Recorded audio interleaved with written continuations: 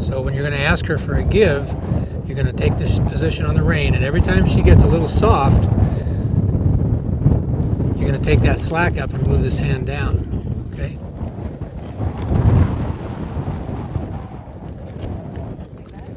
And just wait till she gives. She's going to be flexed.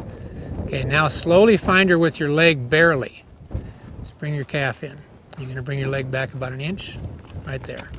And just stay with her until she gives the pivot. There's your pivot. Now your release should come the moment you feel that pivot, both from your leg and the rein. And then you proceed into the backup after you get the pivot. So when she is soft in the bridle, and then she makes that crossover right there, now that leg went back, and so this is where the backup comes. So for you as a rider, you're trying to be in sequence with the footfall of the horse. And once you get a grasp on this, Lauren, it's going to change a lot of things for you and the relationship that you have when you're riding, because you're going to end up with a vision of what's happening underneath of you rather than just going faster or slower. You're going to know what the feet are actually doing down there. So this is the position, okay. So this is the hole that you're covering. Now as you slightly lift that hole, that rein, this is where the horse will typically step that shoulder right there into the hole. And anytime you're using your legs, the moment that you feel the steps of the horse and the legs have to disappear and the softness has to come into the bridle. Right there. So when she does it correctly, what I want you to do when she does it correctly, go ahead and hold that, put that. So this hand slides freely, right? Mm-hmm. So let's say that she did it correctly. This hand would slide back to here, and then it would come back out. Mm-hmm. So this is your reward built into that without you grasping the rein. And this is where your timing will get really good. For this lesson, it'll be helpful for you to use this hand like this as a channel. Mm-hmm. So you put this hand on his neck. Mm-hmm. This is your hand that's going to teach the horse. So you get real sensitive. You don't want him to have to bend. So you want to find out where he responds at. No leg, you're telling me. Yeah. Okay. I mean, you can use your legs, but don't put them back there. Put them in from where you. Okay. Now take the legs have to come off when the horse responds. Okay. And you feel free to move this anywhere you can to help him make the decision.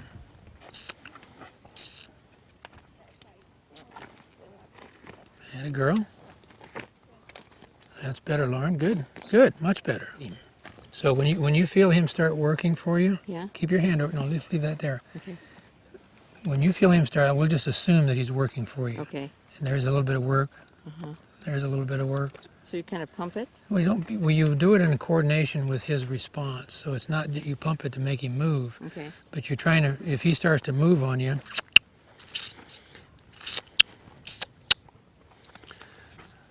that a girl.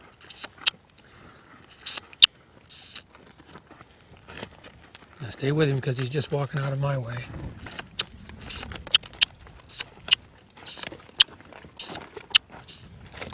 There's part of it. I keep working with him.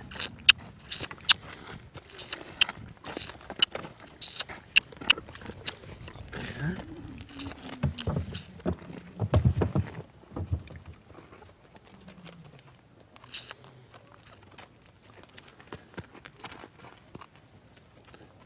See how he's trying to get his head straight? That's what you want to be sensitive to. So I'm going to operate your hand for a minute. Okay. Relax it. Okay.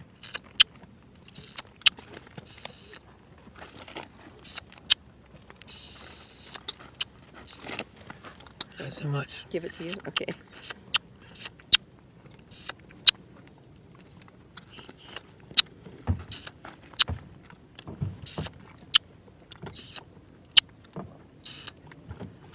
Okay. Now this is, I want you to feel in your hand. So get sensitive to his decision. the puppet rein is to move the front feet, Right. not the back feet. So you wouldn't want to apply that leg. At all. Mm-mm. Not for energy, if they're not doing anything? If you can apply the other leg. Okay. I did apply. Okay, all right. So you want to think to yourself when you're gonna move this. If we want to call this a puppet rein. Okay. If we're going to move this over, once you have the contact, which you have right there, then this hand just chases the rein. Right. That's your give. Right. Okay. Now your hand is over the hole. Right. Okay. But if he's not doing anything, I thought you put Well, both wait a legs minute. together. But he doesn't know what he's supposed to do. See. Well, I know. So this is where you want to see if you can help him find the right choice. So this is where a soft elevation, about there, keep this leg well away from the horse. Okay. Now let him barely feel your other leg. Keep your eye on the hole. Don't pull. Don't pull. It's going to only be lifted. Okay. That's part of it. There's, keep your eye on the dirt there in the hole. He made 2 steps into it. Lift it. Right there. Yeah, and Well, the kiss is a universal sound for movement. I know It doesn't matter what direction it's going to go. Now, the discipline of the rider, Carlson, is really, really important. And this was part of where our equine focus came from. Yes. If you don't maintain a focus on your decision, you will lose the decision. So your eyes, if you sit here to look in this spot, cannot be taken away from that spot until the thing happens. But typically what happens when we're doing that, all of a sudden the horse starts moving, we start looking at the horse, and as soon as you take your focus off, your timing is gone. Okay. You've lost your timing. Best example of that, and you've probably done this, have you ever gathered cattle? Just a little bit. Okay, meaning a small cow? Only once. No, twice. I did it a couple times. Well, the point of it is if you're gathering, let's say you're gathering or sorting cattle, if you're going to move a particular steer, if you take your eye off of that for a split second, you've lost your position. Because if your eye is on that, your mind automatically tells your body what to do to stay with the situation. Right. As soon as your mind leaves it, you lose your timing. And so, like for example, if you're going to do a gate opening lesson, once you come, like if this was the gate, I would come up to this point facing there and now turn sideways, and I would never take my eye off the gate until I was finished with it. Because keeping your focus on the object tells you whether you're in position or not. So you automatically know, well, my hindquarter's got to come over more, my forehand has to come over more. You know just by looking at that spot. But if you find yourself looking around, pretty soon your gate will be down here somewhere. But that focus is really important. The two things they say are the most difficult in horsemanship, and that's a perfect circle and a straight line. Both require a focus. See why. Now, I'm going to do something with you here for a second. Just relax all this. And just slowly put your hands on his neck. Just on his neck. Okay. Now, as you start to do this, watch. Goes up. Now, just to pay attention to what his head's doing. Don't pinch this. Now you can squeeze a little bit with your calf, but you get your leg off if he moves. And when he starts to move, don't draw this in. Because Okay.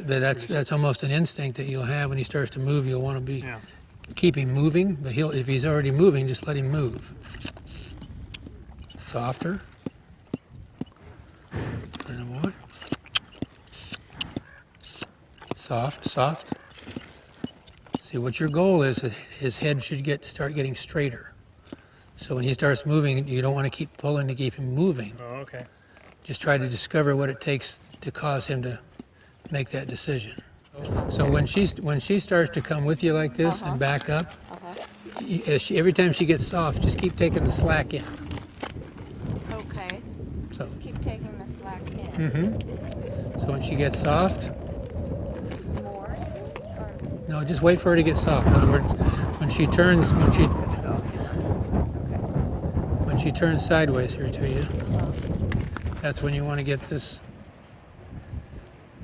There's her softness. Then you take slack in. So your hands are going to stay up here all the time. Okay, so this other hand is going to pull the slack through when she gives it to you.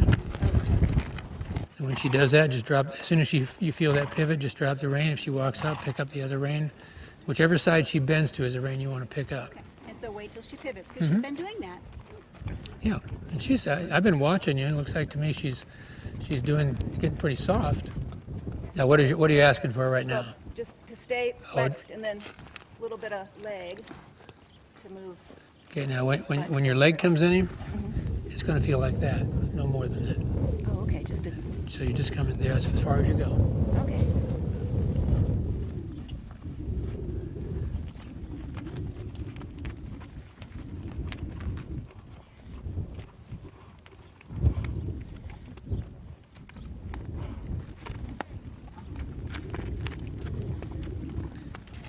Okay, now this is where your other hand will come in, To keep it. and so you're making adjustments with this hand all the time. And I'm going to draw your cinch up a little bit because there's about 3 inches of daylight under you. Okay. Thanks. It's up here, right there. Okay, and that's kind of simultaneously when he releases the hindquarter like that, your leg disappears, this rein goes real soft, and you pick it up again. Take the slack up immediately. Drop your hip. It'll help the horse a lot on this understanding is once he gets soft like here, every time he does, you get this slack taken up. You don't pull his head ever. Right. But every time he take gives what to you, gives. take the slack up, and pretty soon he'll just, got from the it. contact, he'll just step right through that. Okay. Because that's, but if you find yourself pulling on him, Right. Right. he may move his feet, but they'll move all over the place. Pretty observant guy, isn't he? Say he's a pretty observant guy, isn't he? Attaboy.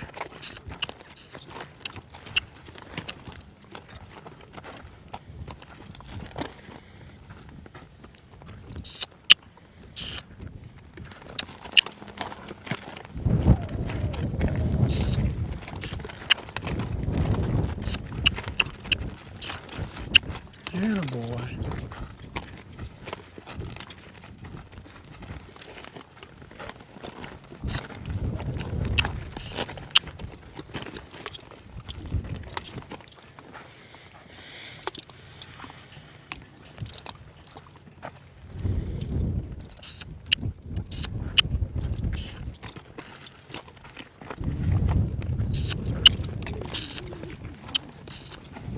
Attaboy. Now, let me stop you for a second. Anytime that any of you ever find yourself in a situation like that, always turn and face the horse that's the danger. Never, ever try to ride away. Okay. Okay? Because that's where somebody gets kicked. But if in a case like this, if you would have turned right around and faced that horse and backed him up, Yeah, I didn't know what to do. yeah, well that's always what you want to do is to be sure to. I was just thought he's backing up, and you know. I know, but that's where you want to get to. That you, anytime you feel danger, face the danger. Well, it keeps from the kick. So if you have horses that are prone to kicking, you want to face each other. Or if you have a horse, if your horse is backing up, then you turn around and face it. But you never want to, let's say sometimes in these classes we'll have horses that'll kick, and so people will try to ride away from the horse that's the kicker. Yeah. Or if their horse is a kicker, they'll try to ride away, and they're just setting up the target. Well, we'll just call it a day at this point. I think is a good time. Think so? Half of us are gone, so yeah. Yeah. I've been watching trailers leave. I thought, well, maybe we're done.